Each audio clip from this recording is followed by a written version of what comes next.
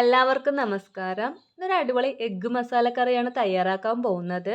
അത് കൂടുതലും ഞങ്ങൾ ചപ്പാത്തിക്കാണ് കേട്ടോ മെയിനായിട്ട് ഉണ്ടാക്കാറ്. അത് ചപ്പാത്തിക്കും നൂലപ്പത്തിനും പത്തിരിക്ക്. നൂലപ്പം എന്ന് പറയുന്നത് ഇടിയപ്പമാണ്. ഇത് മൂന്നെണ്ണത്തിനും നല്ലൊരു കോമ്പിനേഷൻ തന്നെയാണ്. ഇതിൽ തേങ്ങ അരച്ചു അവസാനം ഒഴിക്കുന്ന വീഡിയോ ഉണ്ട്. അത് സ്കിപ്പ് ചെയ്യുന്നവർക്ക് തേങ്ങ വേണ്ട എന്നുള്ളവർക്ക് തേങ്ങ ഒഴിവാക്കിയിട്ടായാലും ചെയ്യാം കേട്ടോ. ആദ്യം തന്നെ ഒരു പാൻ വെച്ച് കൊടുത്തിട്ടുണ്ട്. അത് ചൂടാവുന്ന സമയത്ത് അതിലേക്ക് സൺഫ്ലവർ ഓയിലാണ് ഒഴിച്ചു കൊടുത്തിരിക്കുന്നത്. കോക്കനട്ട് ഓയിൽ വേണ്ടവർ അതായാലും കുഴപ്പമില്ല. ആ എണ്ണ ഒന്ന് ചൂടായി വരുന്ന സമയത്ത് അതിലേക്ക് പെരുംജീരകമാണ് അടുത്തതായി ഇട്ട് കൊടുക്കുന്നത്.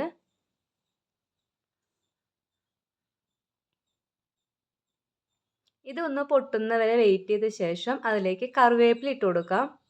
കറിവേപ്പില കൂടി ഒന്ന് പൊട്ടി വന്ന ശേഷം ഇതിലേക്ക് അടുത്തതായി ചേർക്കുന്നത് സവോളയാണ്.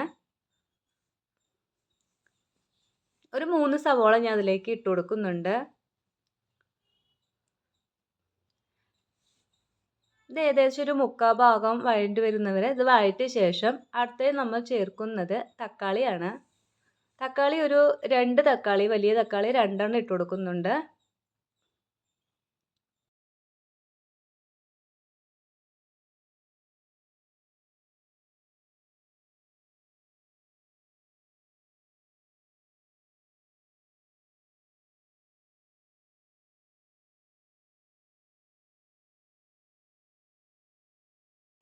ഇനി തക്കാളി കൂടി ഒന്ന് നല്ലതുപോലെ വാടുന്നത് വരെ വെയിറ്റ് ചെയ്യാം. ഇതുപോലെ ഒന്ന് വഴറ്റി വേണം എടുക്കാനായിട്ട്.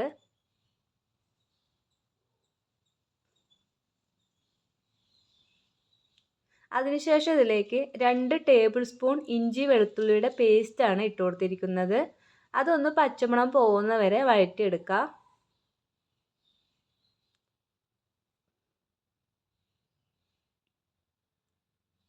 അത് പച്ചമണം പോയ ശേഷം ഇനി അതിലേക്ക് പൊടികളാണ് ആഡ് ചെയ്ത് കൊടുക്കുന്നത്. ആദ്യം തന്നെ മഞ്ഞൾപ്പൊടി ഇട്ട് കൊടുത്തിരിക്കുന്നുണ്ട്. ഒരു 1/4 ടീസ്പൂണാണ് ഇട്ട് കൊടുത്തിരിക്കുന്നത്. അതിനുശേഷം ഒരു 1/4 ടീസ്പൂൺ തന്നെ മല്ലിപ്പൊടി കൂടി ഇട്ട് കൊടുക്കുന്നുണ്ട്. മല്ലിപ്പൊടി ഒരുപാട് വേണ്ട കേട്ടോ, അതുകൊണ്ട് തന്നെ 1/4 ടീസ്പൂൺ മതി. പിന്നീട് ചേർക്കുന്നത് കാശ്മീരി ചില്ലിയാണ്. അതാണ് ഈ കറിക്ക് ഇത്രയും നല്ല കളർ ഉണ്ടായിരുന്നത്. വേറെ കളറൊന്നും ആഡ് ചെയ്തിട്ടില്ല, കാശ്മീരി ചില്ലി ആഡ് ചെയ്ത് കൊടുത്തുകൊണ്ടാണ്. അത് 2 ടേബിൾ സ്പൂൺ ഇട്ട് കൊടുത്ത ശേഷം ഞാൻ ഒരു 1/2 ടീസ്പൂൺ സാദാ മുളക് പൊടി അതുകൂടി ഇട്ട് കൊടുക്കുന്നുണ്ട്. അടുത്ത ഇട്ട് കൊടുത്തിരിക്കുന്നത് ചിക്കൻ മസാലയാണ്. അതൊരു 2 ടീസ്പൂൺ ചിക്കൻ മസാല കൂടി ആഡ് ചെയ്ത് കൊടുത്തിരിക്കുന്നുണ്ട്. ഇനി ഈ പൊടികളെല്ലാം ഇട്ട് കൊടുത്ത ശേഷം ഇതുപോലെ ഒന്ന് അതിൻ്റെ പച്ചമണം കൂടി ഒന്ന് പോകുന്നത് വരെ ഒന്ന് വാട്ടിയെടുക്കാം.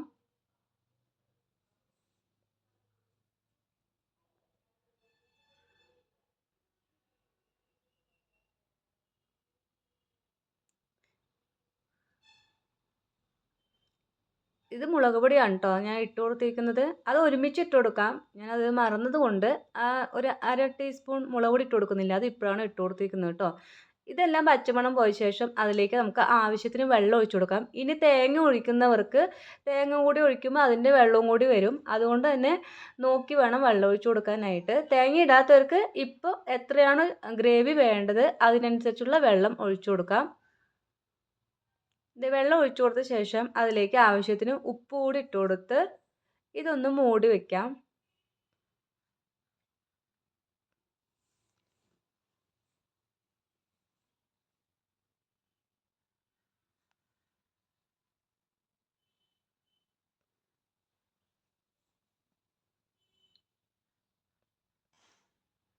നമ്മുടെ മസാല ഒന്ന് തിള വന്നിട്ടുണ്ട്.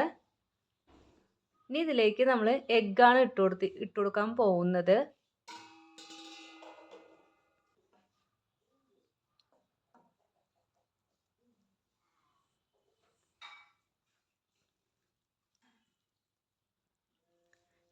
എഗ്ഗ് ഇതുപോലെ ഒന്ന് വരഞ്ഞു കൊടുക്കുന്നുണ്ട്. അതിൻ്റെ ഉള്ളിലേക്ക് മസാലയെല്ലാം പിടിക്കാനായിട്ടാണ്.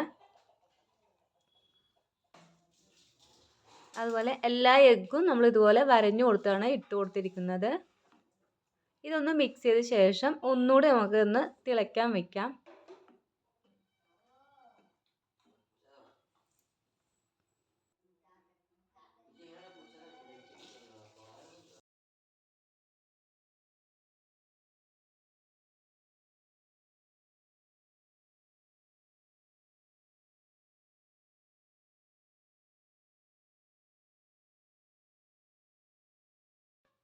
ഇത് നമ്മുടെ ഗ്രേവി ഒന്ന് തിളവന്ന ശേഷം അതിലേക്ക് തേങ്ങ അരച്ചത് ഒഴിച്ചു കൊടുക്കുന്നുണ്ട്. അത് വെറുതെ വെള്ളം ഒഴിച്ച് ജസ്റ്റ് ഒന്ന് അരച്ചെടുത്തിട്ടുള്ളൂ. അത് നല്ല പേസ്റ്റാക്കി തന്നെ അരച്ചെടുക്കണം. അതുകൂടി ഇതിലേക്ക് ഒഴിച്ചു കൊടുത്ത ശേഷം അതൊന്ന് മിക്സ് ചെയ്തെടുക്കാം. കാശ്മീരി ചില്ലി ഇട്ട് കൊടുത്തുകൊണ്ട് തന്നെ നമ്മുടെ ഗ്രേവിയുടെ കളർ കണ്ടോ, നല്ല കളറാണ് കേട്ടോ. തേങ്ങ ഇട്ട് കൊടുക്കുമ്പോഴാണ് അതിൻ്റെ കളർ ജസ്റ്റ് ഒന്ന് മാറുന്നത്.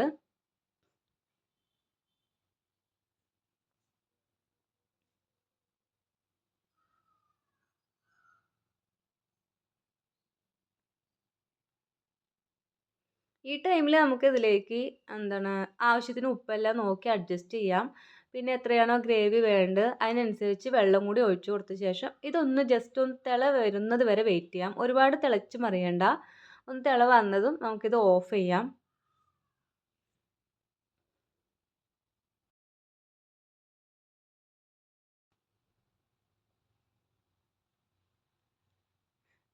ഇത് തേങ്ങ ഒഴിച്ച ശേഷം ലോ ഫ്ലെയിമിലാണ് കേട്ടോ ഇട്ട് കൊടുത്തിരിക്കുന്നത്.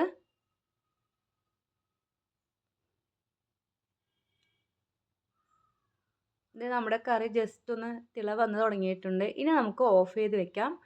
നമ്മുടെ കറി റെഡി ആയിട്ടുണ്ട്. എഗ്ഗ് മസാല കറി എല്ലാവർക്കും ഇഷ്ടപ്പെടുകയാണെങ്കിൽ ഒന്ന് സബ്സ്ക്രൈബ് ചെയ്യുക, ലൈക്ക് ചെയ്യുക, ഷെയർ ചെയ്യുക. ആരും സബ്സ്ക്രൈബ് ചെയ്യുന്നില്ല കേട്ടോ. ഒന്ന് സബ്സ്ക്രൈബ് ചെയ്ത് കൂടി സഹായിക്കണേ. Okay bye.